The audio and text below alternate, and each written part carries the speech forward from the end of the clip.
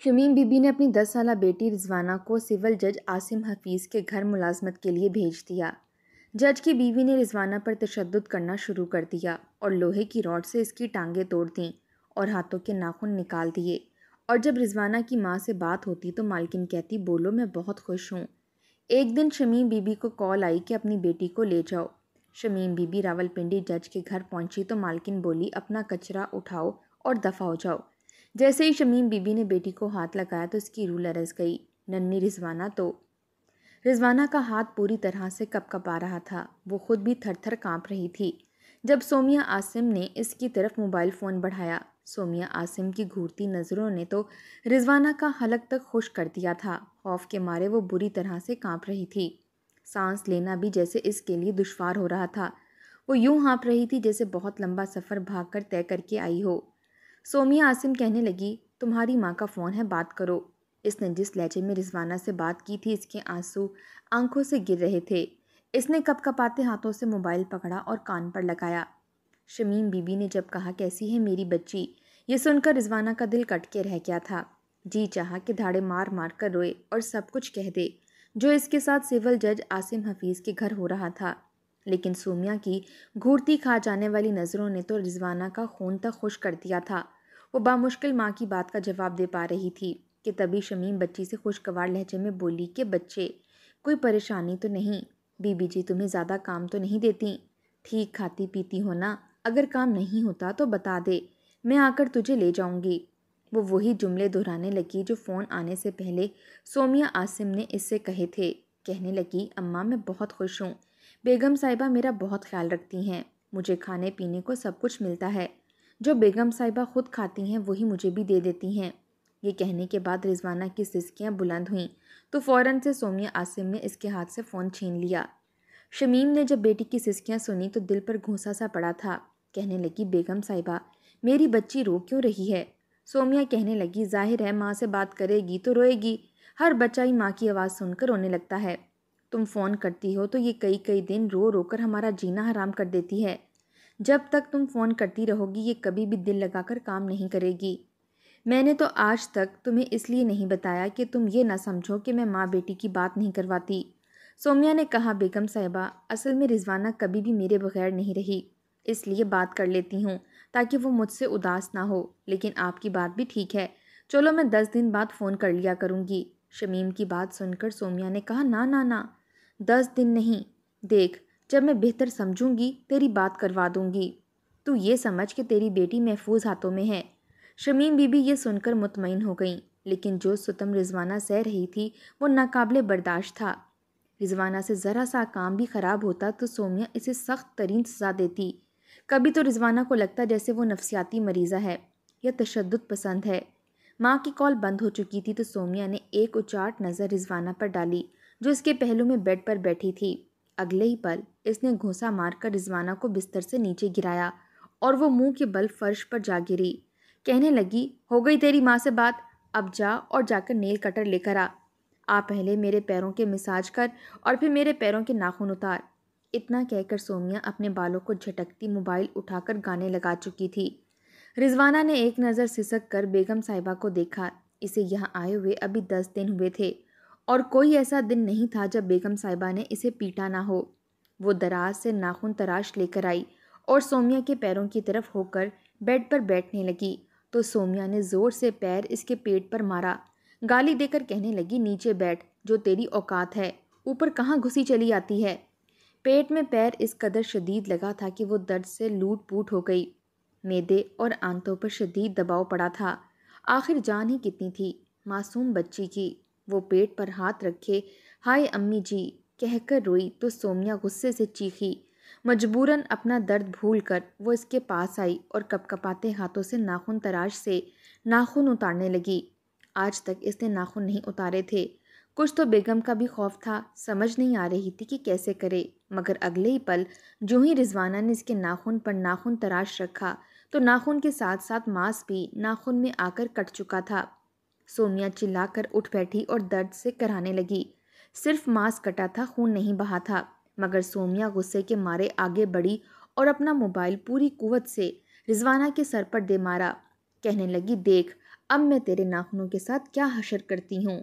اتنا کہہ کر سومیا نے رضوانہ کو بالوں سے پکڑ کر بیڈ پر اوندھے منہ گرا دیا۔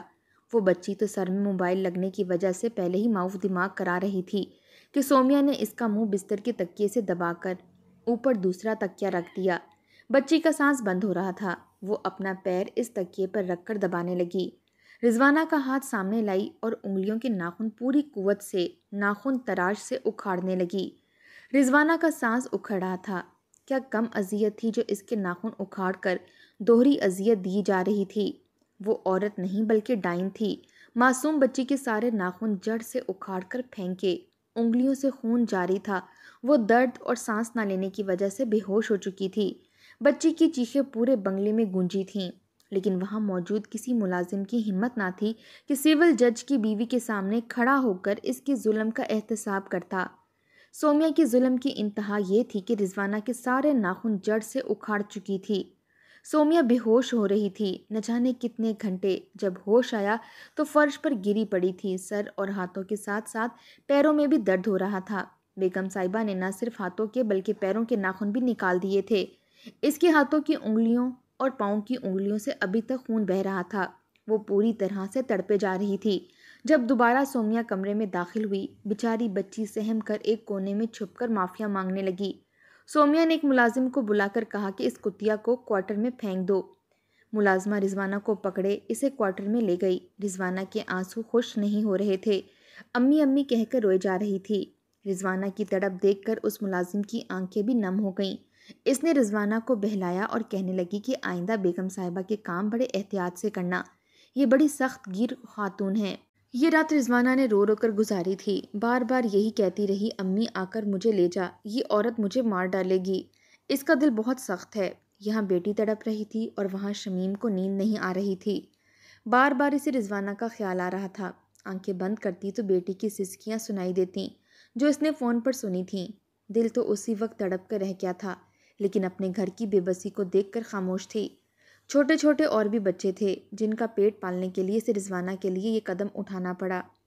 اگلے روز سومیا نے رضوانہ کو بلایا تو ہاتھوں پر پٹیاں بندھی تھیں جو کہ اسی ملازمہ نے باندھی تھیں۔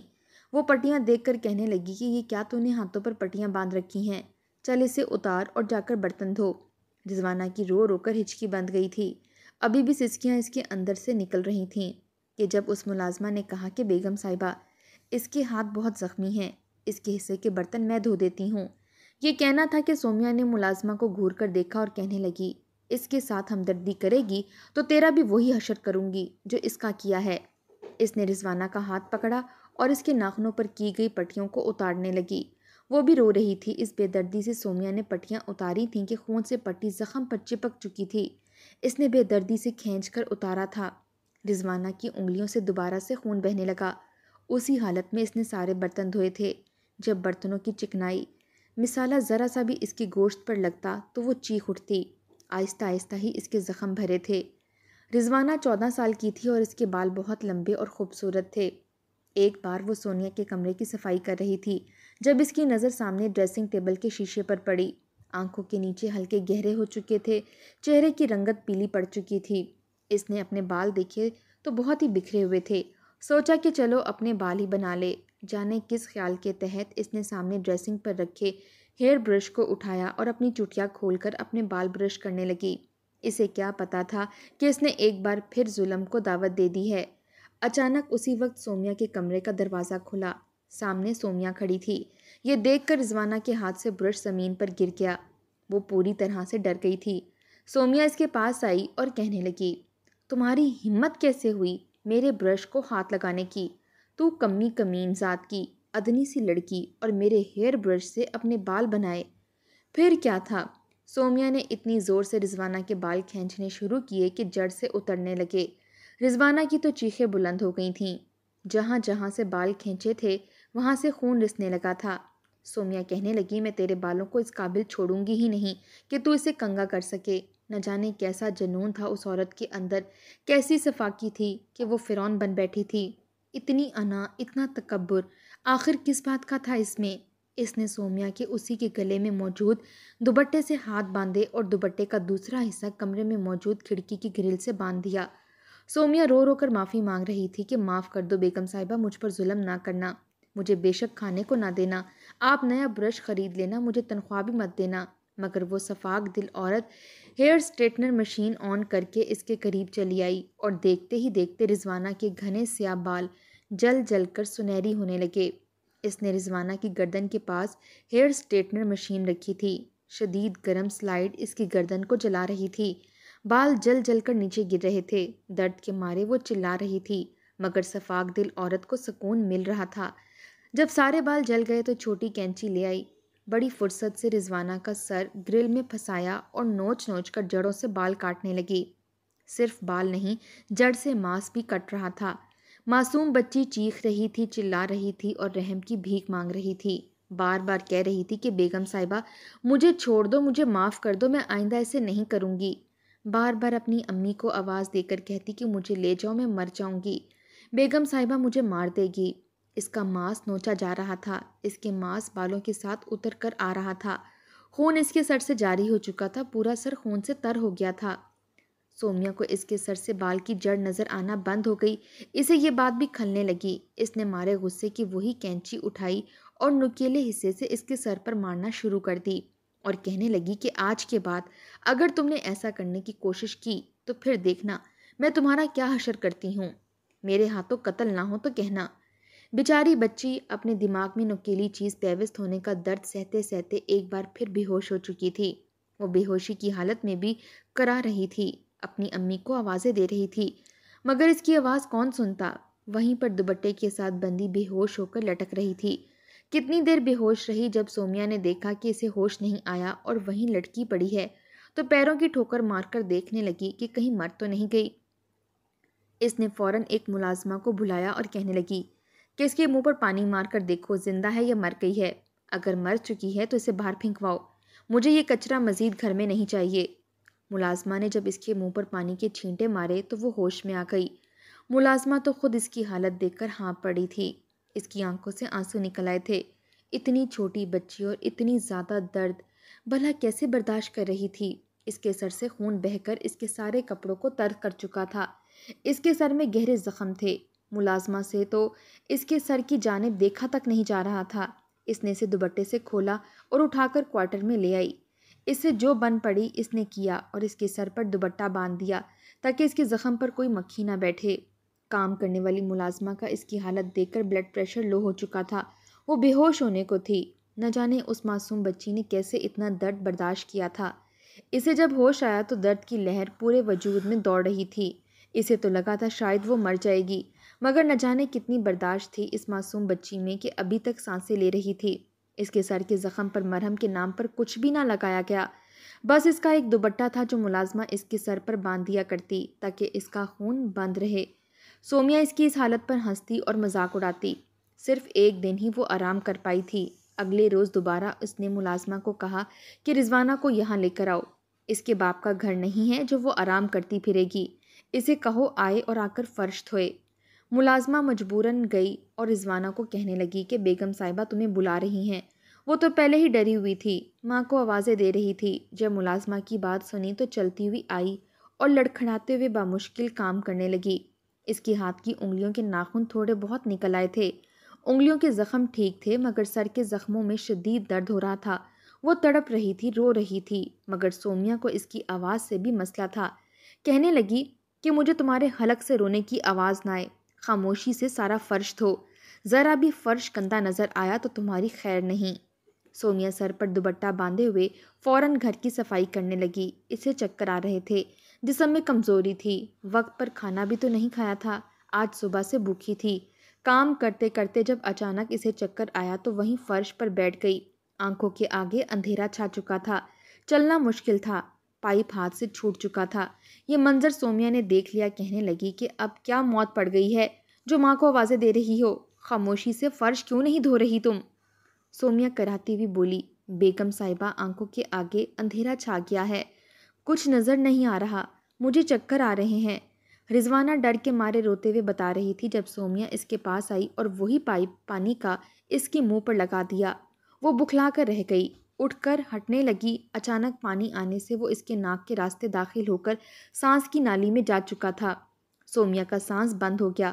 وہ بن پانی کی مچھلی کی طرح تڑپنے لگی، نیلو نیل ہونے لگی۔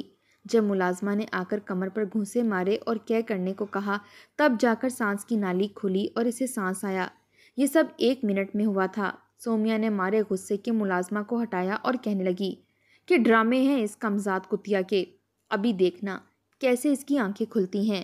اتنا کہہ کر سومیا اس معصوم بچی کو گھسیٹتے ہوئے کمرے میں لے جانے لگی۔ وہ بچی ایک بار پھر ایک اذیت سے گزرنے لگی تھی۔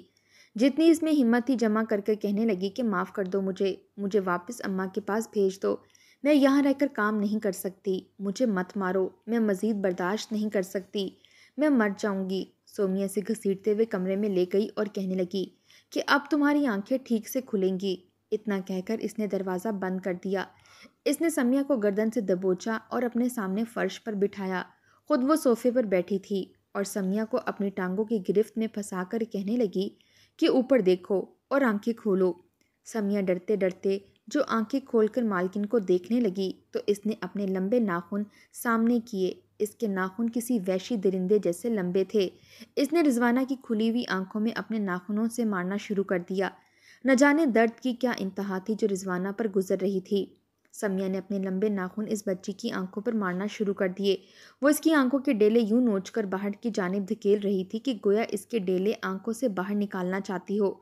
رضوانہ درد کے مارے تڑپ رہی تھی، چلا رہی تھی، خود کو بچانے کے لیے مالکن کو دھکے دے رہی تھی، مگر وہ عورت ہنس ہنس کر اس کی آنکھوں میں اپنے ناخن مار مار کر اس کی آنکھیں نکالنا چاہتی تھی۔ جب اس کی آنکھوں سے خون جاری ہو گیا تو اس نے اسے وہیں فرش پر پھینک دیا۔ رضوانہ کس کس درد کو یاد کر کے روتی اور تڑپتی، سر کا درد یاد کرتی یا آنکھوں کا درد یاد کر کے روتی تڑپتی۔ چیخ چیخ کر وہ رو رہی تھی، تڑپ رہی تھی، مگر اس ظالم بدبخت عورت نے وہیں پر ڈنڈا اٹھایا اور اسے مارنا شروع کر دیا۔ ڈنڈا ٹوٹ گیا تو اپنی ہائی ہیلز نکالی اور اس ہائی ہیل کو اس بچی کی کمر میں مارنا شروع کر دیا۔ اسے جس قدر ہو سکتا تھا وہ ظلم کرتی رہی، یہاں تک کہ بچی جب بالکل بے حرکت ہو گئی تو وہ اسے گالم گلوچ دیتی کمرے سے نکل گئی۔ وہ سارا دن رات اور اگلا پورا دن بھوکی پیاسی اسی کمرے میں پڑی رہی۔ اس میں تو اتنی بھی ہمت نہ تھی کہ جو کرا کر اپنی ماں کو آواز دے سکتی۔ اس کے دماغ کے زخموں میں کیڑے پڑ چکے تھے۔ اس کی آنکھوں میں اس قدر درد تھا کہ وہ آنکھیں کھول کر دیکھ بھی نہیں سکتی تھی۔ درد اور سوجن کے مارے آنکھیں سوج کر کھلنے کے قابل ہی نہیں رہی تھیں۔ سمیہ کو جب یاد آئی کہ رضوانہ کمرے میں بند ہے تو دروازہ کھول کر کمرے میں دیکھنے چلی آئی۔ رضوانہ یوں ہی فرش پر پڑی ہوئی بے ہوش تھی، بخار سے تڑپ رہی تھی اور آنکھیں سوج چکی تھیں۔ سر میں موجود زخموں سے کیڑے نکل کر باہر فرش پر رینگ رہے تھے۔ اس نے جب یہ منظر دیکھا تو شدید گھن کرنے لگی کہ رضوانہ اب یہاں گندگی پھیلائے گی۔ اتنا کہہ کر اس نے اپنے خاص بندے کو فون کیا جس نے اسے یہ لڑکی بطور ملازمت دلوائی تھی اور کہا کہ اسے لے جائے، یہ کچرا مجھے مزید اپنے گھر میں نہیں چاہیے۔ یہی بات اس نے شمیم کو بھی کہی۔ شمیم نے سوچا کہ ہو سکتا ہے بچی نے کام ٹھیک نہ کیا ہو۔ اس شخص نے فون کر کے شمیم کو بتایا کہ تمہاری بیٹی کو میں فلاں جگہ لے کر آؤں گا، تم وہیں آ جانا۔ شمیم سرگودا رہتی تھی جبکہ رضوانہ اسلام آباد میں سول جج عاصم حفیظ کے ہاں کام کر رہی تھی۔ اس نے اسی وقت اڈے سے گاڑی لی اور اپنی بیٹی کو لینے کے لیے چلی آئی۔ انہوں نے اس سے خاص تاکید کی تھی کہ گھر مت آنا بلکہ ہماری بتائی ہوئی جگہ پر ہی لینے آنا۔ شمیم بھی اپنی بچی کو لینے کے لیے پہنچ گئی۔ اس وقت رات ہو چکی تھی۔ جب وہ شخص اس کی بچی کو چھوڑنے آیا کیا دیکھتی ہے کہ اس کی بچی کے سر پر ایک سکارف رکھا گیا ہے۔ اس کا پورا چہرہ سکارف سے یوں ڈھکا گیا تھا کہ نہ تو اس کا سر نظر آ رہا تھا اور نہ ہی اس کی آنکھیں پوری طرح نظر آ رہی تھیں۔ یہ اس لیے کیا گیا تاکہ ماں کو اس اندھیرے میں بچی کا چہرہ نہ دکھائی دے سکے۔ وہ شخص اسے وہاں چھوڑ کر چلا گیا۔ شمیم نے بچی کا بازو پکڑا تو وہ درد سے کرہانے لگی، کہنے لگی ہائے امی، آرام سے پکڑیں۔ شمیم نے سوچا کہ ہو سکتا ہے بیگم صاحبہ نے کام نہ کرنے پر اسے مارا ہو، مگر جیسے ہی واپس گاڑی میں جانے لگی تو دھکم پیل سے رضوانہ گر گئی۔ گرتے ہی اس کی حالت خراب ہو گئی اور سکارف بھی اتر گیا۔ شمیم کے تو پیروں کے نیچے سے زمین نکلی تھی۔ بچی کی حالت دیکھی تو فوراً وہیں سے اسے ہسپتال لے گئی۔ اس کے سر میں کیڑے تھے، آنکھوں میں زخم تھے اور وجود زخموں سے بھرا پڑا تھا۔ یہ بچی ہسپتال میں لائی گئی تو ہر کوئی اسے دیکھنے لگا۔ فوراً تصاویریں بنا کر سوشل میڈیا پر وائرل کر دی گئیں۔ ہر کوئی رضوانہ کے حق میں بول رہا تھا۔ سول جج اور اس کی بیوی کے خلاف سخت سے سخت کارروائی کرنے کا حکم دیا گیا۔ وہیں ساری سچائی رضوانہ نے منہ بول کر ہوش آنے پر بتائی تھی۔ جب سول جج اور اس کی بیوی پر کیس بنا تو سول جج شمیم بی بی کو فون کر کے دھمکیاں دینے لگا، پیسوں کی آفر بھی کی، مگر شمیم بی بی نہ مانی۔ ان کو تو بس اپنی بچی کے لیے انصاف چاہیے تھا، جو زندگی اور موت کی کشمکش میں تھی۔ مگر چند روز سومیا کو جیل میں رکھنے کے بعد ضمانت دے دی گئی۔ کہا گیا کہ سومیا عاصم کا ذہنی توازن خراب ہے، اس لیے اس نے ایسا کیا۔ مگر سوال یہ ہے کہ اگر سومیا عاصم کا ذہنی توازن خراب تھا تو اتنی خطرناک خاتون پورے بنگلے کی ذمہ داری کیسے نبھا رہی تھی؟ اتنے دنوں تک ظلم ہوا، آخر سول جج عاصم حفیظ نے بچی کو واپس ماں کے پاس کیوں نہ بھجوایا؟ خود ناانصافی کرنے والے رضوانہ کو کیسے انصاف دیں گے؟ یہ تو وہ پاکستان ہرگز نہیں تھا جس کا خواب اقبال اور جناح نے دیکھا تھا۔